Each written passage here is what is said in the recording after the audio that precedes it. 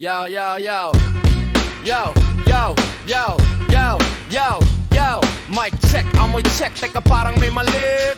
Hey, DJ, give me a beat.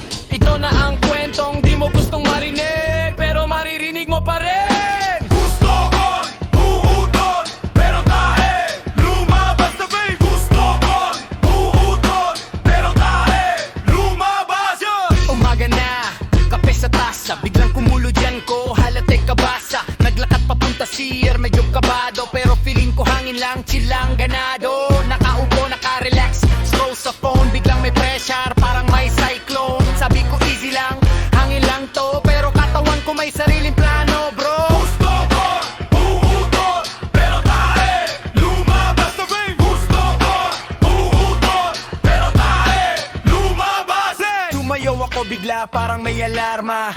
Mission fail bro, wala nang karma. Takbo sa CR, parang action scene. Pero huli na may nangyaring di clean. Napatingin sa salamin, napailing ako. Sabi ko self, bakit mo to ginawa bro? Lesson learned, wag magtiwala agad. Pag kumulot yan mo, wag kang magpakabay. May mga bagay na di mo kayang pigilan. Kahit anong control biglang bibitawan. From uputo to disaster, real quick twist. Life lesson yan na di mo malilis. Gusto ko, humutot, pero tae lumabas na babe. Gusto ko, humutot, pero tae lumabas eh. Hindi lahat ng hangin ay safe ilabas. Minsan may kasamang solid na surprise. Kaya mag-isip ka bago ka mag-relax.